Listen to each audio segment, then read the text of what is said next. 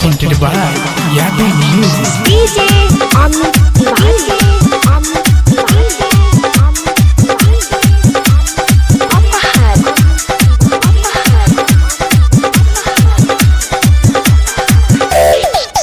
तोहरे से प्यार भइल अपना इनकार होई। तोहरे से प्यार भइल अपना इनकार होई। तोहरा सिवाय अपना केहू से प्यार होई। भाग्य के पलान कबो ढील ना होई। भाग्य के पलान कबो ढील ना होई। मिल तू आई हमेला में जानू केहू के फील ना होई। ए हो मिल तू आई हमेला में जानू केहू के फील ना होई। DJ Amit Tiwari.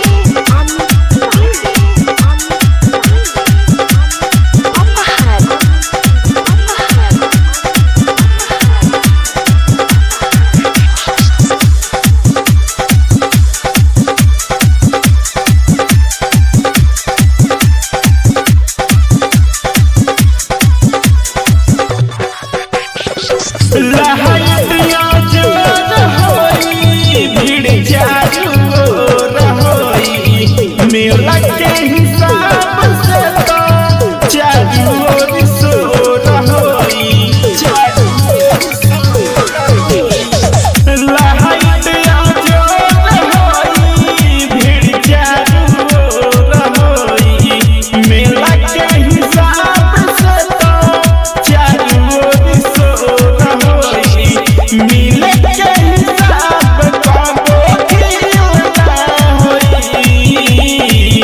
मिले के हिसाब कबो ढील ना होई। मिल तू आई हमेला में जानू केहू के फील ना होई। ए हो मिल तू आई हमेला में जानू केहू के फील ना होई।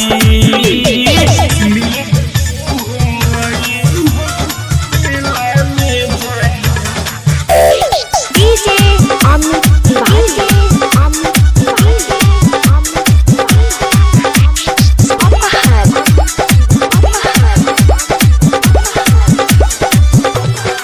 माई के दर्शन होई बिनती पुकार होई। उनके कृपा से तो भाग्य के सुधार होई। माई के दर्शन होई बिनती पुकार होई। उनके कृपा से तो भाग्य के सुधार होई।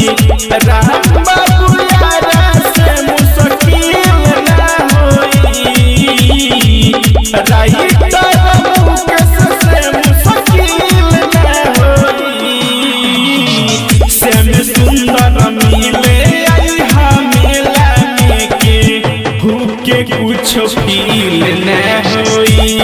ए हो मिल तू आई हमेला में जानू केहू के फील ना होई।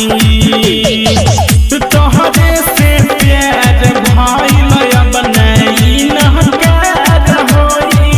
तोहरा सिवाय अपना केहू से प्यार होई। भाग्य के पलान कबो ढील ना होई। भाग्य के पलान कबो ढील ना होई।